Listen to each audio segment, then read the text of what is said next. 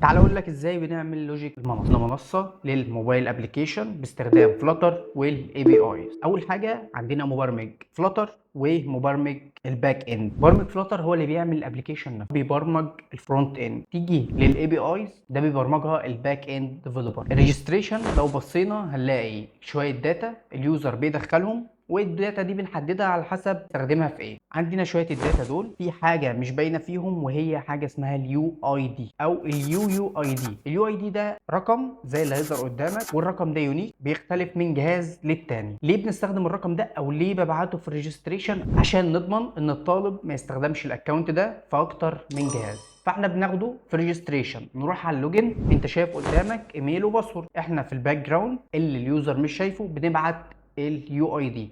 فانت معاك يو اي دي في الريجستريشن ويو اي دي في اللوجن. نقارن الاثنين ببعض كده نعرف اذا كان الجهاز ده بتاع الطالب ولا لا. كده نضمن ان الطالب يستخدم الاكونت بتاعه في جهاز واحد. اول ما بنعمل لوجن بنريكوست باي بي اي خاص بالاز اكتيفيشن، يعني الطالب ده المستر اكتيفه ولا لا. هنا بيقول له اطلب من المستر ان يفعل الاكونت ده اي بي اي. ولو دخلنا في التاب اللي بعدها نفس الاي بي اي برضو بالريكوست بيه اذا كان الاكونت ده متفعل ولا لا. طيب لو متفعل بالريكوست باي بي اي تاني بيفيتش الاقسام بتاع الماده. لو دخلنا في ماده منهم الريكوست باي بي اي تاني بيجيب كاتيجوري اللي جواها ايه، هنلاقي شرح ومراجعه. لو دوسنا على شرح فبنفيتش بالاي بي اي التاني وبنجيب الفيديوهات. تعالوا نرجع تاني بقى على الدوكيومنتيشن. هنا الاي بي اي بترو بتاع الاكتيفيت هو فعلا متفعل، فعرض له الدوكيومنتيشن. طبعا في الحاله دي هو لسه ما ضافش دروس، فكامينج سون. وباقي الاي بي اي بتكون البروفايل واللوج اوت، ودي حاجات ثابته وسهله. لو عجبكم الفيديو ما تنسوش تعملوا لايك وسبسكرايب.